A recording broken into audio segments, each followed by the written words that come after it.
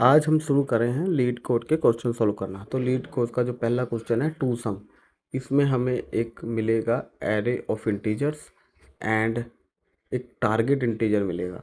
तो हमें क्या करना है, हमें ये देखना है उस एरे के अंदर किसी दो इंटीजर का सम हमारे टारगेट के इक्वल है या नहीं है। तो हम ये चेक करेंगे, और जहाँ पे भी हमारा टारगेट का इक्वल अगर मिल जाता है तो हम उन दोनों जहाँ पे भी जो सम हो रही वैल्यूज़ का उसका हमें इंडेक्स रिटर्न करना है। वो वैल्यू रिटर्न नहीं करनी, उसका इंडेक्स रिटर्न करना है। तो जैसे 2+7 = 9 हमारा टारगेट हो रहा है, जो पहला एग्जाम्पल इन्होंने दिया है। तो उन्होंने उसका जो आउटपुट है वो 0 बना रहा है। तो 2 हमारा 0 पे एग्जिस्ट करता है और 7 हमारा 1 इंडेक्स पे एग्जिस्ट करता है। तो ये हमारा आउटपुट होगा। और अगर इसके कंस्ट्रेंट भी देख लिया जाए तो कंस्ट्रेंट में अगर आप देखोगे तो 2 < नम लेंथ, मतलब इन्होंने बोला है कि एक ना एक आंसर तो ज़रूर निकलेगा ही निकलेगा। तो इसीलिए उन्होंने एरे की लेंथ को 2 से ऊपर ही रखा है, मतलब 2 से नीचे एरे नहीं मिलेगा। और दूसरा, एरे के अंदर हमारे पास नेगेटिव वैल्यू भी रहेगी, और एरे के अंदर हमारे पास जो उसका जो टारगेट होगा वो भी नेगेटिव भी हो सकता है कोई, मतलब -10 नेगेटिव से। और एरे के अंदर की वैल्यू भी माइनस नेगेटिव हो सकती है। और टाइम कॉम्प्लेक्सिटी की बात करें तो उन्होंने बोला है कि O(n)² से नीचे ही होनी चाहिए। मतलब अगर आप पहले देखोगे तो हम O(n)² के थ्रू भी देखेंगे और उसके नीचे भी देखेंगे कि आखिर ये कैसे कैलकुलेट कर सकते हैं। तो चलो पहले एक एक बार इसको हम समझ लेते हैं, हम क्विकली इसको समझ लेते हैं कि O(n)² से नीचे हम कैसे करेंगे, पहले कोड करने से पहले। तो हमारे पास, हम एक एग्जांपल के लिए हम एरे ले लेते हैं 1 4 5 7 9। ये हमारा एक एरे आ गया और हमने एक टारगेट वैल्यू सेट कर लिया। लेट्स सी 12 करते हैं, लेट्स सी 16, सॉरी गलती से लिख गया था। तो अब हम चेक करेंगे कि हमारा 12 टारगेट, देखो हमें पता है 7+5 = 12, तो हमारा आंसर ये होगा 7+5। तो 5 का हमें इंडेक्स रिटर्न करना है, 7 का इंडेक्स रिटर्न करना है। तो ये हमारा आंसर हो जाएगा। तो अब हम क्या करेंगे, पहले यहाँ पे इंडेक्स लिख लेता हूँ मैं, ये 0 1 2 3 4। तो अब हमारे पास जो इंडेक्स है, एक तो 2 और 3, ये दो इंडेक्स हो गए हमारे पास। तो 2 और 3 ये हमारा आंसर हो जाएगा, 2 और 3। चलो हम इसको एक एक करके देखते हैं। चलो मैं समझाता हूँ। अब हम लोग इसको ब्रूट फोर्स की मदद से पहले इसको सॉल्व करने की कोशिश करेंगे। तो हम क्या करेंगे कि पहले हम एक को, तो जो उसकी खुद की वैल्यू है एक को, उससे छोड़ के बाकी सारी वैल्यू के साथ हम लोग प्लस करवा के देखेंगे क्या वो हमारे टारगेट के इक्वल है कि नहीं है। जैसे हम पहले 1 को 4 के साथ, फिर 1 को 5 के साथ, फिर 7 और 9 के साथ। तो हमारा जो पहले आउटर लूप होगा उसमें हमें पहले वो 1 मिल जाएगा। हम लोग आउटर लूप से पहले जो हमारा आउटर लूप होगा उसमें हमारा एरे 0 = हमारे पास 1 आ जाएगा। तो हमने वहाँ से 1 उठा लिया। तो 1 को हम पहले इनर लूप में, हम लोग पहले जो इनर लूप हमारा चलेगा वो हमारा i+1 के साथ चलेगा। तो हमारे 1 से स्टार्ट होगा वो। तो 4, पहले हम 1 को 4 के साथ प्लस करवाएंगे, फिर 1 को 5 के साथ, फिर 1 को हम लोग 7 के साथ। अब 7 के साथ प्लस करवाया तो ये आया 8, 8 = 12। ये हमारा टारगेट के इक्वल नहीं है, ये भी आंसर नहीं है। फिर हम लोग करवाएंगे 1+9, 1+9 = 10। और क्या 10 हमारा टारगेट के इक्वल है? नहीं है, तो ये भी हमारा आंसर नहीं है। तो हमारा अब अगला लूप चल जाएगा, आउटर लूप नेक्स्ट हो जाएगा। इनर लूप, तो अब इनर लूप हमारा क्या है, i+1 है। तो अगर आउटर लूप हमारा अगर 1 से स्टार्ट होएगा अब, तो इनर लूप हमारा 2 से स्टार्ट होगा। ठीक है, आई, ये हमारा, और 1 पे हमारी कौन सी वैल्यू है, 4 है। तो अब अंदर के लूप में हम चेक करेंगे कि हमारा अब अंदर का लूप 2 से स्टार्ट होगा। अब सेकंड लूप में हमारे पास कौन सी वैल्यू आती है, 5, है ना। मतलब सेकंड इंडेक्स पे हमारे पास 5 आती है। हम लोग प्रीवियस वैल्यू के साथ क्यों नहीं चेक करवा रहे, क्योंकि हमारी प्रीवियस वैल्यू ऑलरेडी चेक हो चुकी है। जैसे हमने 1 को 4 के साथ करवा लिया, 1 को 5 के साथ। तो अगर हम 4 को दोबारा बैक जाएंगे, 4+1, तो हमारा वो ऑलरेडी चेक हो चुका है। 4+1 करें या 1+4 इक्वली वैल्यू आएगी। तो अगर अब हमने चेक किया, 4 को 5 के साथ प्लस करवाया, 9 आया, 9 हमारा टारगेट के इक्वल नहीं है। फिर हमने 4 को 7 के साथ प्लस करवाया, 7 4 11, 11 हमारा 12 इक्वल है, नहीं है, ये हमारा टारगेट वैल्यू नहीं है। अब हम 4 को 9 के से प्लस करवाएंगे, 4+9 = 13, 13 क्या हमारा 12 टारगेट के इक्वल है, नहीं है। तो हमारा यहाँ पे भी सेकंड लूप में भी कोई आंसर नहीं है। अब हमारा थर्ड आउटर लूप चलेगा। तो अब थर्ड आउटर लूप हमारा क्या चलेगा, किससे स्टार्ट होगा, ARR2 से। ARR2 पे हमारी 5 वैल्यू है। और इनर लूप हमारा थर्ड इंडेक्स से स्टार्ट होगा, मतलब 7 से स्टार्ट होगा। तो हमारा ARR2 इसमें कौन सी वैल्यू आ गई, 5 आ गई। अब 5 को हम लोग 7 के साथ प्लस करके देखेंगे क्या वो हमारे टारगेट के इक्वल है। हाँ, 12 इक्वल इक्वल टू 12, यस, ये हमारे टारगेट के इक्वल है। तो अभी हमें यहाँ पे हमारा आंसर मिल गया। तो हम लोग चेक करेंगे कि ये जो 7 थी और ये जो 5 है, इन दोनों का इंडेक्स क्या होगा। तो 7 का इंडेक्स हमारे पास जो यहाँ पे अभी ये जो लूप चल रहा है, थर्ड थर्ड लूप स्टार्ट हुआ, उसका inner loop third third value है 7 की, और जो आउटर लूप है वो 2 है। तो यहाँ पे हमारा आंसर आ गया 2 एंड 3। तो अब यहाँ पे देखो 5 हमारा 2 के ऊपर एग्जिस्ट करता है, 7 हमारा 3 के ऊपर एग्जिस्ट करता है इंडेक्स पे। तो हमारा आंसर यहाँ पे आ गया 2 एंड 3। अब हम क्या करेंगे, यहीं पर ही अपना लूप भी ब्रेक करवा देंगे। तो मतलब हमारा आंसर ये हो गया। यहाँ से अगर हम लोग रिटर्न करवा देंगे तो रिटर्न से क्या होगा, हमारा अगर हम इसको फंक्शन बनाते हैं तो हमारा लूप भी यहाँ पे ब्रेक हो जाएगा और हमारा आंसर भी रिटर्न हो जाएगा। अदरवाइज हम डायरेक्ट यहाँ से हम लूप भी हम ब्रेक करवा सकते हैं। लेकिन हमारे क्या है, आउटर लूप के अंदर इनर लूप चल रहा है, दोनों ही एन टाइम्स चल रहे हैं। तो हमारे पास ये टाइम कॉम्प्लेक्सिटी एन स्क्वायर हो गया। तो ये हमारा आंसर तो है, बट ये हमारा जो लीड कोड ने एक्सेप्टेंस क्राइटेरिया मांगा वो नहीं है। अब हम अगला अप्रोच देखते हैं। नेक्स्ट अप्रोच में हम लोग सेम 14579 इंटीजर्स को लेते हैं और टारगेट वैल्यू रखते हैं हम 12। अब हम लोग क्या करेंगे कि हम लोग 12 में से वैल्यू को माइनस करेंगे, जो भी हमारे एरे के अंदर एक वैल्यू है, और जो माइनस करके जो हमारे पास डिफरेंस आएगा उस डिफरेंस को हम लोग आगे की वैल्यूज़ में चेक करेंगे क्या वो एग्जिस्ट करता है कि नहीं। जैसे 12 में से हमने एक माइनस किया 11, क्या वो 11 एग्जिस्ट करता है। 4579 इनमें हम चेक करेंगे। तो 12 माइनस 4 करेंगे 4, अब ये आगे 8, 8 को हम लोग चेक करेंगे क्या वो 8 एग्जिस्ट करता है कहीं पे, नहीं करता, नहीं करता तो मतलब आंसर नहीं है। 12 माइनस 5 इज इक्वल टू 7। हम लोग अब 7 को हम लोग आगे की वैल्यू में चेक करेंगे एग्जिस्ट करता है, यस, जहाँ पे भी वो मिल जाएगा एग्जिस्ट करता है वहीं पर ही हम लोग लूप को ब्रेक कर देंगे और हमारा आंसर मिल जाएगा। तो अभी यहाँ पे हम लोग क्या करेंगे, अब यहाँ पे भी हमारा दो आउटर लूप चलेगा। पहला आउटर लूप में हमें जो एक वैल्यू मिलेगी उस वैल्यू को हमें डिफरेंस, पहले हमें डिफरेंस निकालना है। तो हमारे पास जो जीरो इंडेक्स पे जो वैल्यू मिलेगी जैसे 1, तो 1 का हमने टारगेट से माइनस करके हमने डिफरेंस निकाले 11। अब हम 11 को इनर लूप में हर एक वैल्यू के साथ चेक करेंगे। इनर लूप के हर एक वैल्यू के साथ चेक करेंगे तो हमारे पास पहली वैल्यू क्या आएगी इनर लूप में, 4। क्योंकि हम लोग क्या करेंगे कि इनर लूप को हम लोग i+1 से करेंगे, मतलब j की जो वैल्यू होगी वो हमारी होगी 1। तो i अगर 0 है तो j 1 से स्टार्ट होगा। तो हम लोग 11 को पहले चेक करेंगे 4 से, क्योंकि 1 पे हमारा 1 इंडेक्स पे हमारे पास 4 है। अब j की वैल्यू हमारे पास 2 हो जाएगी एंड 11 इज इक्वल टू 5 होगा, क्योंकि हमारे पास 2 इंडेक्स पे 5 है। अब j की वैल्यू 3 हो जाएगी तो 3 इंडेक्स पे हमारा 7 है, तो हम 7 के साथ चेक करेंगे क्या 7 हमारा 11 के इक्वल है, डिफरेंस के इक्वल है, नहीं है। फिर हम लोग अगले लूप में देखेंगे, फोर लूप में, फोर इंडेक्स पे कौन सी वैल्यू हमारे पास, फोर लूप पे है 9। तो 9 हमारे पास जब चेक होगा तो वो भी हमारे 11 के इक्वल नहीं है, तो ये हमारा आंसर नहीं है। अब हमारा नेक्स्ट लूप स्टार्ट होएगा, नेक्स्ट आउटर लूप हमारे पास यहाँ पे अब आ जाएगा अगला 1 इंडेक्स पे जो वैल्यू है 4। अब इसका डिफरेंस निकलेगा 8। अब हम लोग 8 को हर एक वैल्यू के साथ चेक करेंगे। तो यहाँ पे हमारे पास जे कहाँ से स्टार्ट होगा, 2 से स्टार्ट होगा, क्योंकि हमारा आउटर लूप 1 से स्टार्ट है। तो मैंने बोला ना i+1, तो वो 1 से स्टार्ट होगा। तो हम लोग 8 को अब चेक करवाएंगे हमारी आगे की इन तीनों वैल्यू के साथ, 5 7 9 के साथ। तो 8 हमारा क्या है, 5 के इक्वल है कि नहीं है, हम पहले ये चेक करेंगे। 5 के इक्वल नहीं है। तो अब हमारा अब नेक्स्ट जो वैल्यू आएगी थर्ड इंडेक्स पे वो आएगी 7। क्या 7 हमारा 8 के इक्वल है, नहीं है।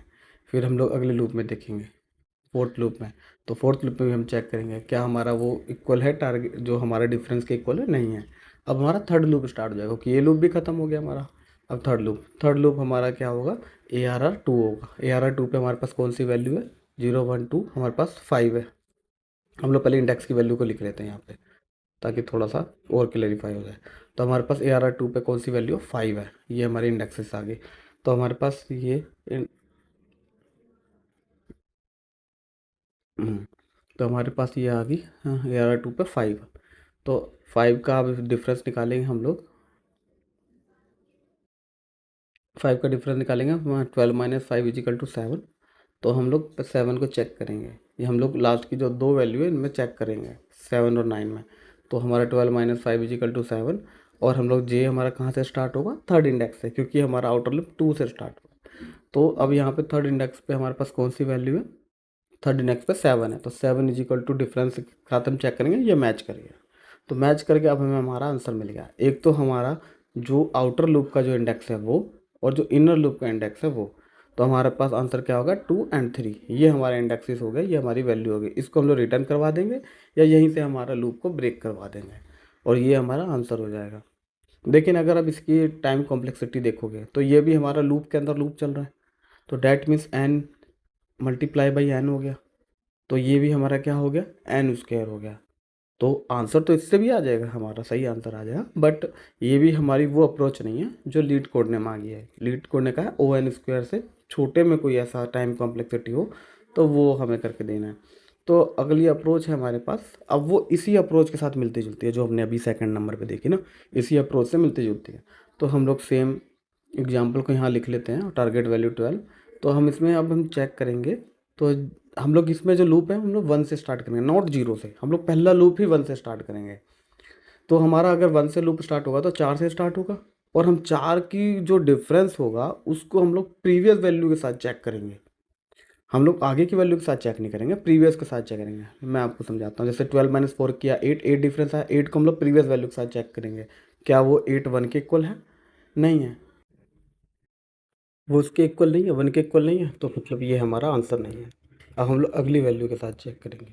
अब हम 12 माइनस 5 करेंगे, तो 12 माइनस 5 हमारे पास क्या आएगा डिफरेंस? 7। अब 7 को हम लोग चेक करेंगे, प्रीवियस हमारे पास दो वैल्यू होगी। अब आप लोग ये सोचेंगे प्रीवियस वैल्यू में भी तो लूप चलाना पड़ेगा, नहीं है, प्रीवियस वैल्यू को हम लोग सेव करवाते जाएंगे। इस करके हमारे पास हमें दो लूप नहीं चलाने पड़ेंगे, हम प्रीवियस वैल्यू को ऐसे सेव करवाएंगे कि वो डायरेक्टली चेक करवा सकता है कि प्रीवियस वैल्यू में वो वैल्यू है या नहीं है। तो हमारे पास वो प्रीवियस वैल्यू में हमारे पास 7 है कि नहीं है, वो ये चेक करेगा। फिर हम लोग अगली के साथ चेक करेंगे, 12 माइनस 7, 12 माइनस 9, ऐसे करके हर एक चीज़ को। तो हम लोग प्रीवियस वैल्यू को हम लोग पहले सेव कैसे करवाएंगे हम वो देख सकते हैं। तो सबसे पहले हम इंडेक्स की जो पहली वैल्यू है उसको हम लोग एज ए की लेंगे, और उसके इंडेक्स को एज ए वैल्यू हम लोग एक ऑब्जेक्ट में सेव करवा लेंगे। एक ऑब्जेक्ट बनाया हमने, जो इसकी जो हमने की रखी है वो उसकी वैल्यू है, और इंडेक्स में, और जो इंडेक्स है वो उसको हमने एज ए वैल्यू रखा हुआ है ऑब्जेक्ट में। ठीक है, मतलब एरे की जो वैल्यू है उसको हमने ऑब्जेक्ट की रखी है, और जो एरे का जो इंडेक्स है वो हमने ऑब्जेक्ट की एज ए वैल्यू रखी है। तो हम लोग पहले लूप से स्टार्ट करेंगे। तो पहले लूप में हमारे पास आई इज इक्वल टू 1, और 1 में हमारे पास क्या है 4 है। तो हम लोग 4 को पहले हम लोग क्या करेंगे, डिफरेंस निकालेंगे टारगेट से। तो टारगेट माइनस 4 हमने किया तो वो हमारे पास आ गया 8। अब हम लोग 8 को हम लोग प्रीवियस में चेक करवाएंगे। चेक मतलब हमारे पास हम इस ऑब्जेक्ट में चेक करवाएंगे क्या हमारा इस ऑब्जेक्ट में 8 एज ए की एग्जिस्ट करता है कि नहीं। अब हम लोग ऑब्जेक्ट में सेव तो करवा रहे हैं एरे की वैल्यू, लेकिन हम लोग चेक करवा रहे हैं डिफरेंस, क्योंकि डिफरेंस प्लस वैल्यू मिलके ही टारगेट बनेगा। ठीक है, तो अगर हमें ऑब्जेक्ट में अगर 8 मिल जाता है तो वो अनडिफाइंड नहीं होगा, अदरवाइज अगर नहीं मिलेगा तो वो अनडिफाइंड रहेगा। तो हम लोग ऐसे चेक करवा सकते हैं कि अगर वो अनडिफाइंड के इक्वल नहीं है तो मतलब वो मिल गया। ठीक है, तो अभी हम लोग, हमें दिख रहा है कि ऑब्जेक्ट के अंदर 8 नहीं है, यहाँ पे नहीं है। तो जब जहाँ पे भी अगर हमें पता चलेगा ऑब्जेक्ट में 8 नहीं है तो हम क्या करेंगे, उस ऑब्जेक्ट की वैल्यू पेयर को हम लोग उसमें सेट करवा देंगे। तो इस ऑब्जेक्ट के अंदर हम लोग क्या डालेंगे, हम लोग जो ये वाला जो फर्स्ट लूप चल रहा है इस लूप में जो वैल्यू है वो 4 है और इसका इंडेक्स है 1। तो इसको हमने इस ऑब्जेक्ट के अंदर सेव करवा लिया ऐसे। तो अब हमारे पास जो नया ऑब्जेक्ट बन के आएगा वो कैसे आएगा, नया ऑब्जेक्ट कैसे बन जाएगा, 1 कॉलन 0, और अगला इसका अगला की वैल्यू पेयर बनेगा 4 कॉलन 1। ठीक है, ये हमारा नया ऑब्जेक्ट बन गया। अब हमारा अगला लूप चलेगा आई इजिकल टू 2। अब आई इजिकल टू 2 में हमारे पास क्या है 5 है। तो 12 माइनस 5 मतलब हमारा टारगेट माइनस 5 हम करेंगे तो हमारा डिफरेंस कितना आएगा 7। अब हम 7 को चेक करवाएंगे इस ऑब्जेक्ट में, जो हमारा ये ऑब्जेक्ट बना है ना, अब जो नया ऑब्जेक्ट बन गया इसमें हम लोग चेक करवाएंगे क्या वो इसमें एग्जिस्ट करता है कि नहीं करता। हमें दिख रहा है कि वो एग्जिस्ट नहीं करता, बस कोडिंग में भी उसको पता चल जाएगा कि वो नहीं करता एग्जिस्ट। तो जब इसमें एग्जिस्ट नहीं करता तो हम क्या करेंगे, इसकी वैल्यू को पेयर को भी इसी में सेव करवा लेंगे। तो ऑब्जेक्ट की हमें यहाँ पे हमारे पास वैल्यू क्या है 5 है और इंडेक्स है 2। तो इन दोनों को हम लोग सेव करवा लेंगे, 5 इक्वल टू 2, हमने इसको सेव करवा लिया। अब हमारे पास थर्ड लूप चलेगा। तो थर्ड लूप से पहले हम लोग ये नया ऑब्जेक्ट बना लेते हैं कि ऑब्जेक्ट का बैन कैसे जाएगा, 4 कॉलन 1 एंड 5 कॉलन 2। ये हमारे पास ये बन गया हमारे पास ऑब्जेक्ट। अब हमारे पास थर्ड लूप चलेगा। थर्ड लूप में देखते हैं हमारे पास क्या होगा। अब थर्ड लूप में हमारे पास आई की वैल्यू कहाँ से स्टार्ट होगी, 3 से। ठीक है, अब आई की वैल्यू थर्ड में हमारे पास कौन सा इंडेक्स आएगा, मतलब कौन थर्ड इंडेक्स पे कौन सी वैल्यू है, 0 1 2 3 7 आएगा। तो हमारे पास थर्ड इंडेक्स पे 7 वैल्यू आ गई, और टारगेट माइनस 7 किया तो 5 आ गया। तो 5 हमारा क्या रहेगा, डिफरेंस। तो अब हम इस डिफरेंस को चेक करेंगे, क्या हमारा इस ऑब्जेक्ट में 5 एग्जिस्ट करता है कि नहीं करता। अब इस ऑब्जेक्ट में जाकर चेक होगा, ये जो ऑब्जेक्ट है इसमें देखो 5 हमारा अब आ गया इसमें, मतलब 5 की वैल्यू अनडिफाइंड रिटर्न नहीं करेगा ऑब्जेक्ट। ठीक है, अब ये इसके अंदर आंसर मिल गया, आंसर मिलते हैं मतलब अब यहाँ से हमें लूप अपना बंद कर देना है, हमारा लूप ब्रेक करना है। और ब्रेक करने से पहले हमें आंसर भी यहाँ से या तो रिटर्न करवा देना है, या फिर हमें आंसर को किसी एरे में सेव करवा देना है। तो हमारे पास आंसर क्या आएगा, एक तो हमारे पास ये जो प्रीवियस जो हम लोग सेव करवा रहे ऑब्जेक्ट के अंदर 5 और 2, तो 2 क्या है, 2 इंडेक्स है, तो हमें इसका वैल्यू चाहिए। ऑब्ज ये जो हमारे पास 5 है, जो हमने ऑब्जे में जो 5 की है इसकी वैल्यू चाहिए, और जो करंट लूप चल रहा है कि इसका इंडेक्स चाहिए आई। तो ये हमारा आंसर आ जाएगा। तो मतलब 2 और 3 ये हमारा आंसर आ जाएगा। और 3 लूप में हमारा ये देखो ब्रेक हो गया, मतलब हमारा n मल्टीप्लाई बाई n नहीं चला, ओनली 3 लूप के अंदर चला। तो ज़्यादा से ज़्यादा अगर हम ये वाला लूप चलाते तो 4 बार चलता, मतलब n तक चलता, मतलब n तक चलता। तो हमारे इसकी टाइम कॉम्प्लेक्सिटी क्या आएगी, ओ एन आएगी, मतलब खाली एक बार ही चलाई, इसी के ऊपर डिपेंड है। तो टाइम कॉम्प्लेक्सिटी हमारी ओ एन आएगी। और हम इसको कह सकते हैं स्पेस कॉम्प्लेक्सिटी भी ओ एन तक आ सकते हैं, क्योंकि हमने ऑब्जेक्ट में एज ए की वैल्यू सेव करा रहे हैं। अब हम देख लेते हैं एक बार इसको हम लोग कोडिंग में कैसे लिखेंगे। ठीक है, हम लोग इसको सबमिट करते हैं, कोड लिखते हैं। तो अब हम क्या करेंगे, हम सबसे पहले तो एक लूप चला लेते हैं, हमें पता है लूप तो चलना है। और लूप हमारा कहाँ से स्टार्ट करेंगे, हम लोग 1 से स्टार्ट करेंगे। ठीक है, तो हमने लूप स्टार्ट किया 1 से, और ये कहाँ तक चलेगा, ये हमारे एरे की जो साइज़ है हमारा वहाँ तक चलेगा। मतलब साइज़ से एक कम मान के चलो, क्योंकि जो इंडेक्स वैल्यू होती है वो लेंथ से हमेशा एक कम होती है। तो एरे की लेंथ से हमने एक कम किया, और हमारा ये लूप स्टार्ट हो गया। अब हम क्या करेंगे, हम लोग ऑब्जेक्ट बना लेते हैं, ब्लैंक ऑब्जेक्ट। ठीक है, क्योंकि हमें इसी के अंदर अपनी प्रीवियस वैल्यू को सेट करवाना है। तो हमारी जो पहली वैल्यू है जो 0 इंडेक्स पे आएगी, उसको तो हम डायरेक्टली इस ऑब्जेक्ट में पहले सेव करवा लेते हैं। तो नम्स और इसमें 0 लिख के हम लोग, और इसकी ये तो आ गई हमारे पास उस एरे की वैल्यू, और हमें इंडेक्स को एज ए वैल्यू रखना है। तो यहाँ पे हमने 0 लिख दिया, 0 इंडेक्स की वैल्यू अंदर 0 डाल दिया हमने। ठीक है, हमारी पहली वैल्यू यहाँ पे सेट होगी। तो अब हम लोग क्या करेंगे कि हम लोग पहले डिफरेंस निकालेंगे हर एक वैल्यू के साथ। तो हमारी टारगेट वैल्यू है टारगेट माइनस जो हमारे पास एरे की जो सेकंड वैल्यू आएगी, मतलब फर्स्ट इंडेक्स पे जो वैल्यू आएगी उसको हमने यहाँ पे इंडेक्स निकाल, उसका हमने डिफरेंस निकाल लिया। तो यहाँ से डिफरेंस निकाले। अब हम चेक करेंगे कि क्या ये डिफरेंस हमारे उस ऑब्जेक्ट में एग्जिस्ट करता है। अगर करता है तो यहीं पर हमारा आंसर रिटर्न करवा देंगे। ठीक है, और अगर नहीं करता एग्जिस्ट तो हम क्या करेंगे, इसको हम लोग सेव करवाएंगे। मतलब ये इफ़ कंडीशन तभी चलेगा, और इफ़ कंडीशन एक बार चला तो सीधा रिटर्न हो जाएगा, मतलब हमारा लूप बंद हो जाएगा वहीं पर ही।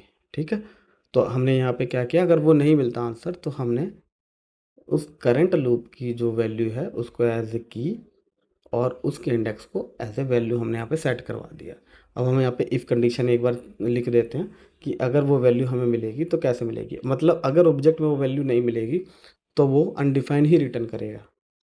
ठीक है, तो इसलिए हमने डायरेक्टली यहाँ पे हम लोग चेक करवा रहे हैं कि अगर वो अनडिफाइंड नहीं है तो, अगर वो अनडिफाइंड नहीं है तो ऐसे हम चेक करवा रहे हैं कि अगर अनडिफाइंड नहीं है तो वो ऐसे रिटर्न करेगा। तो हम लोग डायरेक्ट यहाँ पे ओबीजे और डिफरेंस ऐसे क्यों नहीं लिख रहे हैं, हम लोग नॉट इक्वल टू अनडिफाइंड क्यों कर रहे हैं, वो इसलिए कर रहे हैं क्योंकि हो सकता है इसकी जो इंडेक्स वैल्यू है वो 0 भी निकल जाए। तो 0 को इफ़ जो ब्लॉक होता है वो 0 का ऐसे फॉल्स की वैल्यू को रेफर करता है। तो इस करके हम लोग उसको अनडिफाइंड के साथ चेक करेंगे, चाहे वो 0 भी आए चाहे जो मर्जी आए, बट अनडिफाइंड नहीं आना चाहिए। तो अनडिफाइंड अगर नहीं आएगा तो डैट मीन्स हमें वो वैल्यू मिल गई। तो हमें एक ऑब्जेक्ट के अंदर की वो इंडेक्स और करंट इंडेक्स, इसको हमने रन करके देख लिया, हमारा सही चल रहा है, तीनों टेस्ट के सही चल रहे हैं। अब हम इसको सबमिट भी करवा के देखते हैं एक बार। तो सबमिट हम लोग कर रहे हैं, और हाँ सबमिटेड हो गया हमारा आंसर, और 87% लोगों को हमने बीट किया। तो काफ़ी अच्छा कोड लिखा हमने।